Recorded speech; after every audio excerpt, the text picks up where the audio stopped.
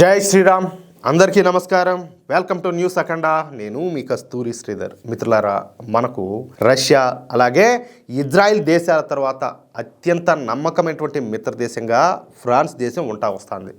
మనకు అలాగే ఫ్రాన్స్కు మధ్యన ఉన్నటువంటి సంబంధాలు ఏది ఈరోజు కాదు, అనేక దశాబ్దాల నుంచే మనకు ఫ్రాన్స్ దేశానికి మధ్య సన్నిహిత సంబంధాలు అయితే కొనసాగుతున్నాయి. మనము 1998లో అణు పరీక్షలు నిర్వహించినప్పుడు కూడా ఈ ఫ్రాన్స్ మనకు బహిరంగంగానే మద్దతునైతే పలికిందనమాట. ఇక 1990లో మనం ఫ్రాన్స్ నుంచి జాగ్వార్ యుద్ధ విమానాలను కొనుగోలు చేసినాం. అంతేకాకుండా అనేక ఆయుధాలను అలాగే ఆయుధ వ్యవస్థలను ఫ్రాన్స్ నుంచి మనమైతే కొనుగోలు చేస్తూ వచ్చినాం. సరే, మన నరేంద్ర మోడీ గారు ప్రధాని అయిన దగ్గర నుంచి భారత్ ఫ్రాన్స్ దేశాల మధ్య ఉన్నటువంటి సంబంధాలు మరింతగా పెరిగిపోయినాయి. దీంతో మన భారతదేశం ఫ్రాన్స్ నుంచి 56,000 కోట్ల రూపాయలతో 36 ఆధునికమైనటువంటి రాఫెల్ యుద్ధ విమానాలను అయితే కొనుగోలు చేసింది. ఆ కొనుగోలు చేసే టైంలో ఈ చైనా తొత్తులు ఉన్నారు కదా, ఈ కాంగ్రెస్ పార్టీ వాళ్ళు, వీళ్ళంతా కూడా మామూలుగా కాదు, గోల చేశారు. ఎందుకంటే భారతదేశం రక్షణ పరంగా డెవలప్ కాకూడదు, అది వీళ్ళ ఉద్దేశం. ఎందుకంటే ఇప్పుడు చైనా బలంగా ఉండాలి, వీళ్ళు భారతదేశం కూడా బాగా డెవలప్ అయిపోతే వీళ్ళు కూడా బాగా బలంగా తయారైతే మరిన్ని ఆయుధాలన్నీ కూడా సమకూర్చుకుంటే అప్పుడు వాళ్ళకి ఇబ్బంది కదా. ఇటు పాకిస్తాన్కి కానీ లేకపోతే చైనా కానీ బంగ్లాదేశ్ కానీ ఈ శత్రు దేశాలకంటే కూడా ఇబ్బంది కదా. కాబట్టి వాళ్ళ తొత్తులు, వాళ్ళ బూట్లు నాకేవాళ్ళు ఎవరైతే ఉంటారో వాళ్ళందరి చేత ఈ రాఫెల్ కొనుగోలు విషయంలో అవకతవకలు జరిగినాయని చెప్పేసి, అవినీతి జరిగిందని చెప్పేసి, ఈ పనికిరామని పెద్ద ఎత్తున విమర్శలు అంతా కూడా చేశారు. కానీ ఆ మాటలన్నీ కూడా తప్పని చెప్పేసి తర్వాత నిరూపించినట్లయింది. అంతెందుకు, మొన్న ఆపరేషన్ సింధూర్ టైంలో ఈ రాఫెల్ యుద్ధ విమానాలను పెట్టుకుని పాకిస్తాన్కు బొచ్చు రేవద్దబ్బినాం, అవునా కాదా? సరే, గేమ్ చేంజర్లు అయినటువంటి మీటిఆర్ మిసైల్స్ను కూడా మన భారతదేశం ఫ్రాన్స్ నుంచి కొనుగోలు చేసింది. ఇవి గాక 63,000 కోట్ల రూపాయలతో మన భారత నేవీ కోసం మరో 26 యుద్ధ విమానాలను కూడా కొనుగోలు చేసింది. మొన్న ఈ మధ్యనే ఈ అగ్రిమెంట్ కూడా కుదిరినట్టున్నది. ఇవి మాత్రమే కాకుండా 110 అత్యాధునికమైనటువంటి రాఫెల్ F4 యుద్ధ విమానాలను ఇప్పుడు ఫ్రాన్స్ నుంచి భారత్ మళ్ళీ కొనుగోలు చేయనున్నదన్నమాట. ఈ డీల్ విలువ అక్షరాల 2 లక్షల కోట్ల రూపాయలు. ఎంత? 2 లక్షల కోట్ల రూపాయలు. మన రక్షణ రంగానికి ఎంత పెడుతున్నామో చూడండి. అంటే మనకు శత్రువులు పెరిగిపోతున్నారు, చైనాకు నిద్ర పట్టడం లే, పాకిస్తాన్ అయితే అసలు తట్టుకోలేకుండాది. ఈ మధ్యన ఈ బొచ్చుముండ ఒకటి బంగ్లాదేశ్ కూడా ఇది బాగా పెద్ద రెచ్చిపోతుంది. కాబట్టి మనం దానికి తగ్గట్టుగా ఉండాలి కదా. అందుకని చెప్పేసి మన దేశ సైనిక వ్యవస్థలను ఇప్పుడు పటిష్టం చేస్తున్నారు. వాళ్ళకు కావాల్సినటువంటి ఆయుధాలన్నింటినీ కూడా అందిస్తున్నారు. అంటే మనం ఫ్రాన్స్కు దాదాపుగా 2.2 లక్షల కోట్ల బిజినెస్ని అయితే ఇచ్చినాం. మరి ఇంత బిజినెస్ను మనం ఫ్రాన్స్కి ఇస్తే ఫ్రాన్స్ కూడా మనకు ఎంతో కొంత చేయాల్సి ఉంటుంది కదా, అవునా కదా? కానీ ఫ్రాన్స్ మాత్రం భారత్కు ఎంతో కొంత చేస్తే చాలు అనుకోవాలా, ఎక్కువగానే చేయాలని చెప్పేసి ఒక నిర్ణయానికి అయితే వచ్చింది. ఇందులో భాగంగానే ఫ్రాన్స్ దేశం ఒక కీలకమైనటువంటి నిర్ణయం అయితే తీసుకునేది. అదేందో తెలుసుకునే ముందు మనం ముందుగా మన తేజస్ యుద్ధ విమానాల గురించి తెలుసుకోవాలి.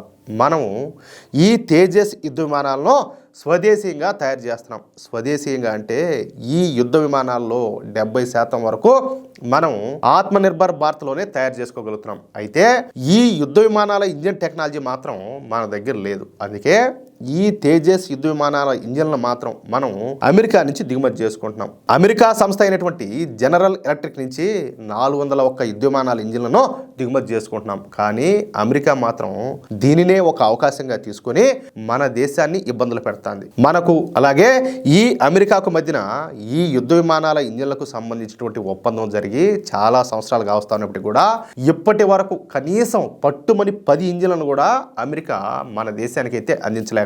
వాంటెడ్గానే అందించాల, ఉద్దేశపూర్వకంగానే అమెరికా కావాలని ఈ విధంగా ఆలస్యం చేస్తుందని చెప్పేసి తెలుసుకున్నటువంటి మన నరేంద్ర మోడీ ప్రభుత్వం ఇక యుద్ధ విమానాల ఇంజిన్లను మేక్ ఇన్ ఇండియాలోనే తయారు చేయించాలని చెప్పేసి ఒక నిర్ణయానికి అయితే వచ్చింది. అయితే ప్రపంచంలో ఈ విధంగా యుద్ధ విమానాల ఇంజిన్లను తయారు చేసేటువంటి దేశాలు 4 ఉన్నాయి. అవి వచ్చేసి అమెరికా, రష్యా, ఫ్రాన్సు అలాగే బ్రిటన్ దేశాలు.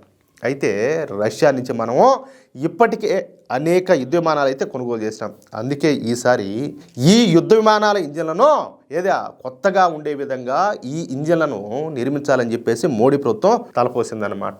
ఈ క్రమంలోనే భారత్తో కలిసి మేక్ ఇన్ ఇండియాలో ఈ యుద్ధ విమానాల ఇంజిన్లను తయారు చేయడానికి మన మిత్రదేశమైనటువంటి ఫ్రాన్స్ ముందుకు వచ్చింది. ఫ్రాన్స్లో యుద్ధ విమానాల ఇంజిన్లను తయారు చేసేటటువంటి ఒక ప్రసిద్ధి చెందిన సంస్థ ఒకటి ఉన్నది. దాని పేరే సాఫ్రాన్ సంస్థ. చూడు, మన పేరు కూడా బాగా సెట్ అయిపోయింది చూడండి. ఫ్రాన్స్కు చెందినటువంటి ఏరోస్పేస్ దిగ్గజం ఈ సాఫ్రాన్ సంస్థ అన్నమాట.